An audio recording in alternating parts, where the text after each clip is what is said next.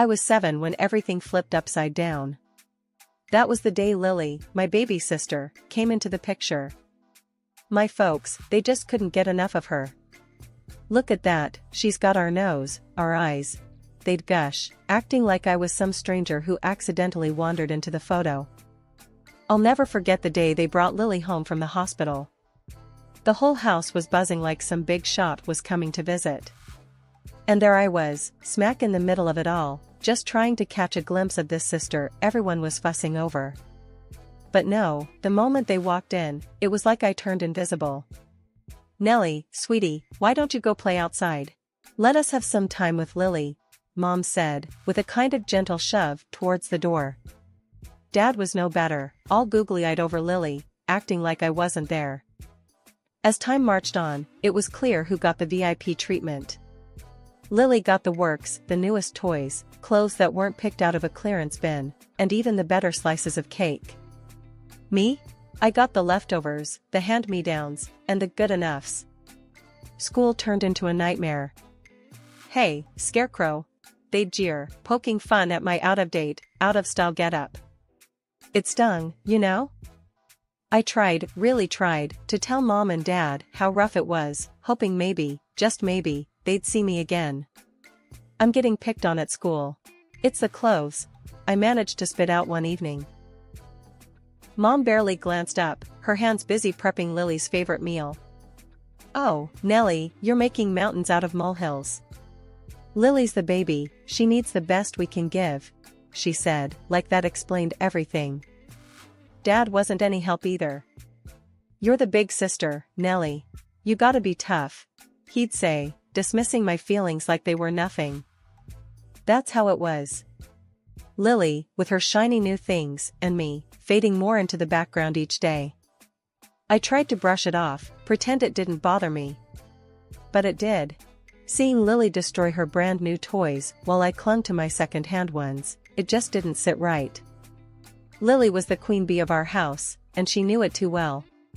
Her rule wasn't just about getting the best of everything, it was about making sure I knew my place, which was way below hers, obviously. One afternoon, I came home from school, my spirits a bit higher than usual. I'd actually had a decent day, no one called me names, and I'd aced a math test.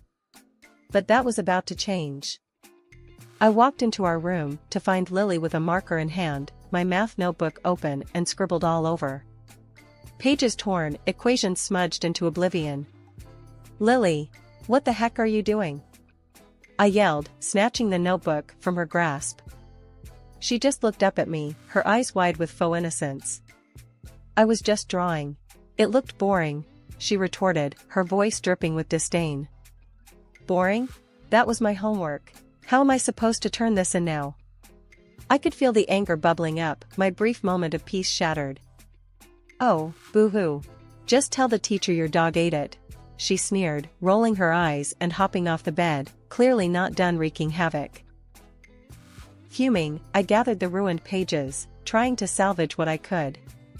It was then that Mom walked in, her eyes immediately drawn to the mess. "What happened here?" she asked, her tone already accusing me. "Lily destroyed my math homework with her art," I said, trying to keep my voice steady, despite the injustice burning inside me. Mom turned to Lily, who by now had perfected her me look. "I didn't mean to. I was just playing," she said, the picture of innocence. And just like that, I knew I was the one who'd end up in trouble. "Nellie, can't you see she didn't do it on purpose? You're older, you should understand," Mom chided, her words a slap in the face. The days turned into a never-ending loop of Lily's cruelties. She'd ruin my stuff, play the victim, and I'd get the heat. Clothes, books, even my few cherished items from Grandma, nothing was safe. One day, I caught her red-handed, pouring paint over my school project. "Lily, that's my project. Why?" I shouted, grabbing the paint bottle from her. "It's funny. You should have seen your face," she laughed, her enjoyment of my misery clear as day. That was it. I'd had enough. "You're such a brat," I yelled, the words out before I could stop them. Her laughter stopped, and she stared at me, shocked that I'd finally retaliated. But then, as predictable as the sunrise, her eyes filled with tears, and she ran out of the room, wailing like I'd struck her. Mom was on us in seconds, her face a mix of concern for Lily and anger towards me. "What did you do to your sister?" she demanded, her hands on her hips. "She ruined my project, and I called her out on it." I protested, knowing it was futile. "Lily's just a child, Nellie. You're the adult here. Apologize to your sister," Mom ordered, her voice leaving no room for arguments. Apologize? For what? Standing up for myself? The unfairness of it all was suffocating. But I knew arguing would only make things worse. So I swallowed the lump in my throat, nodded, and went to find Lily. In the midst of all the chaos at home, I found my escape in books. Grandma had this old bookshelf in her living room, crammed with every story you could imagine. From the first time she showed it to me, I was hooked.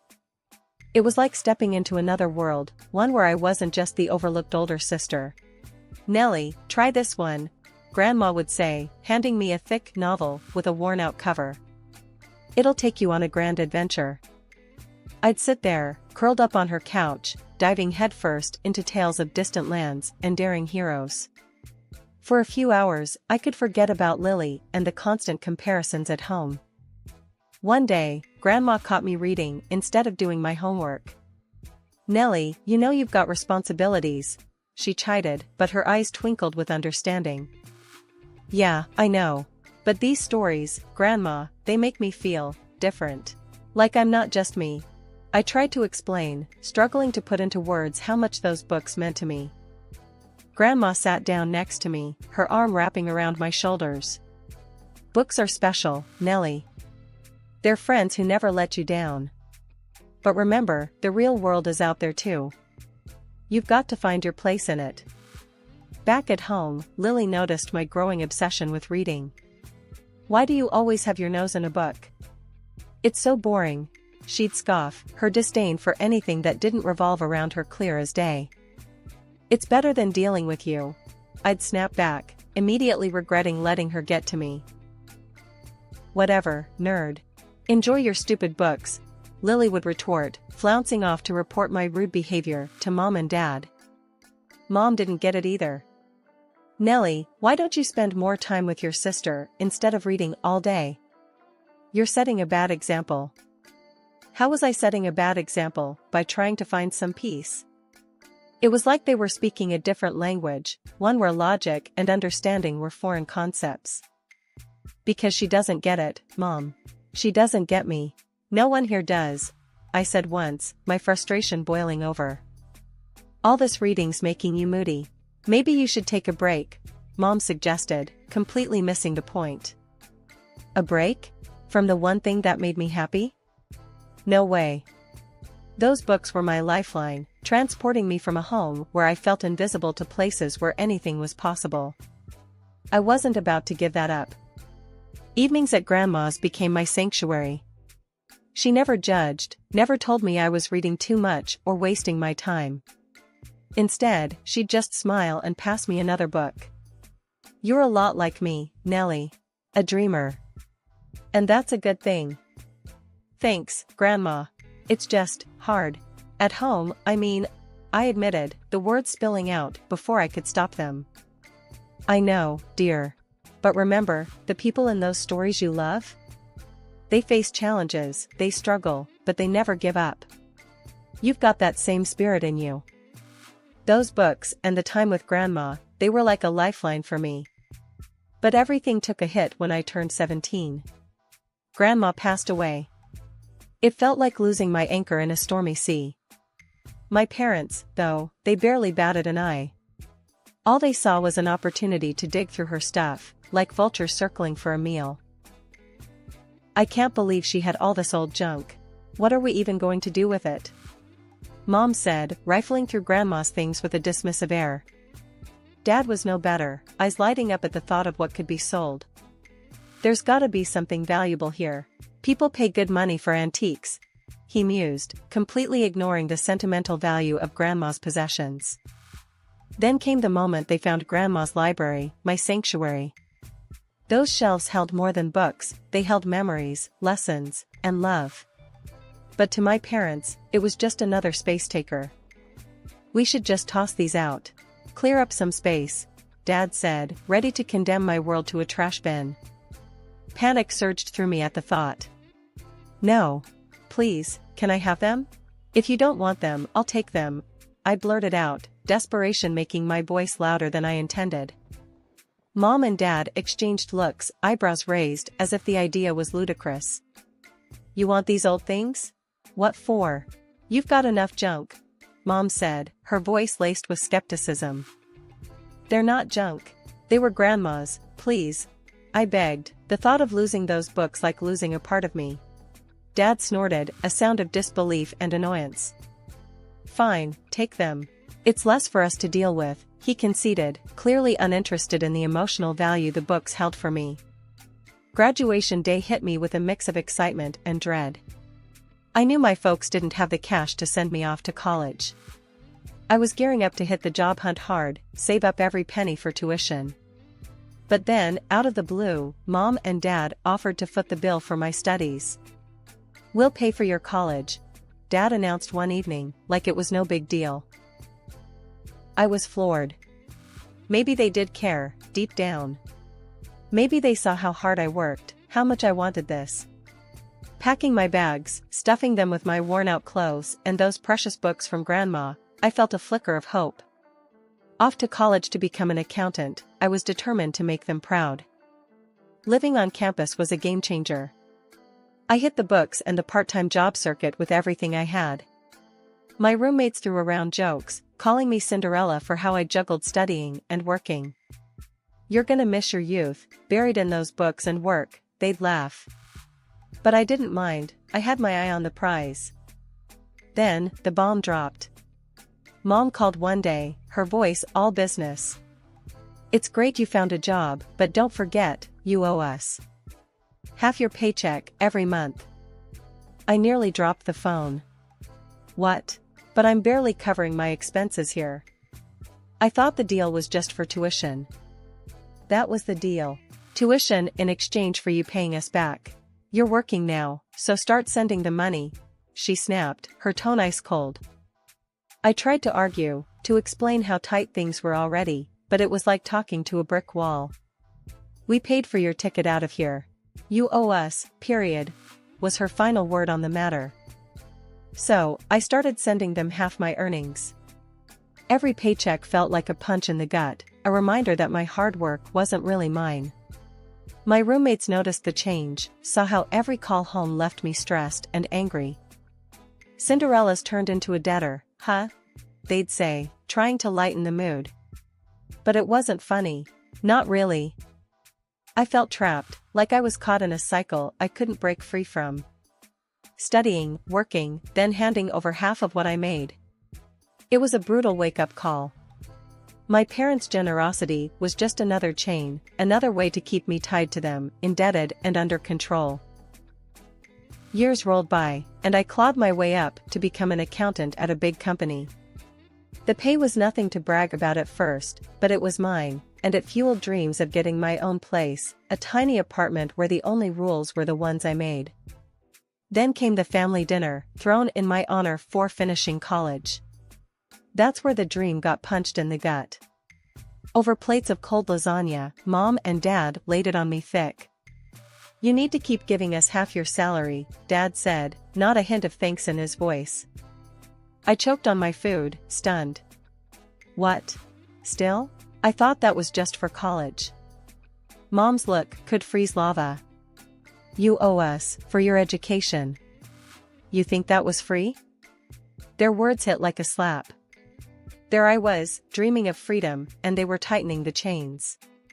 I had no choice but to stay put, handing over half my earnings, living in a room that felt more like a cell. With their hands out and jobs now just part-time, my folks settled into a comfy routine of TV binges, while I slaved away.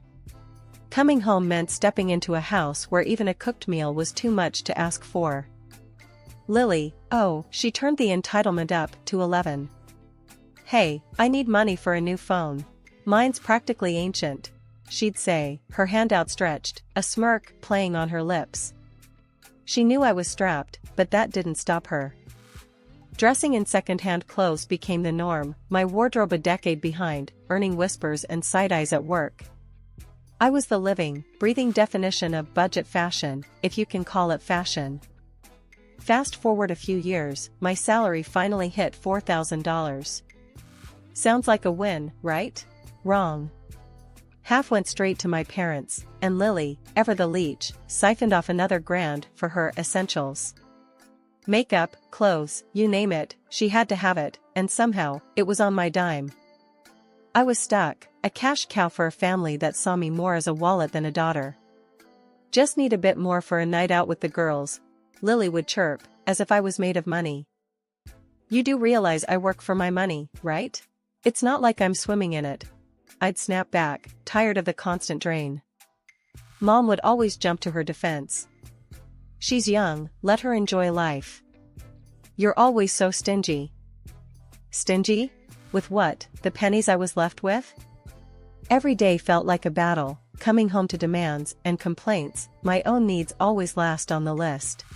Turning 30 should have felt like a milestone, a reason to celebrate or at least acknowledge I've survived 3 decades.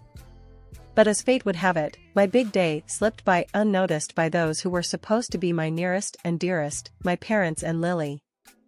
I walked into the house that evening, half expecting a surprise, maybe a small cake or a happy birthday tossed my way.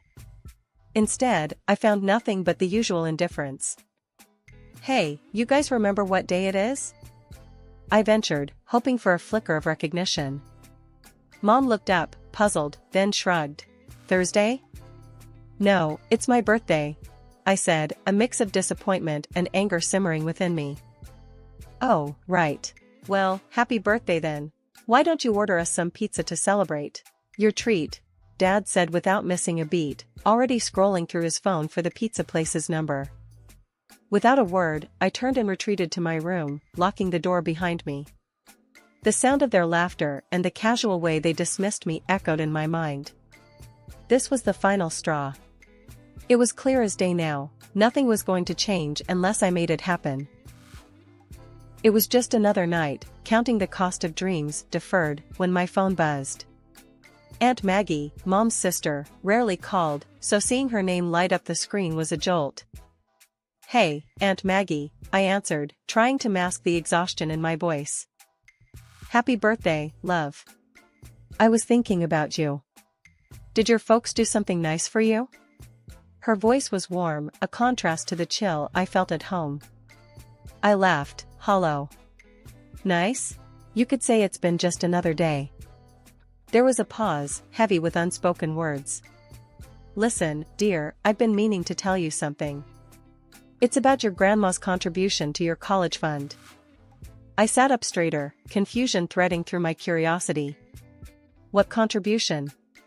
Mom and Dad paid for college. They remind me every chance they get. Aunt Maggie sighed, a sound laden with regret. No, love. It was your grandma.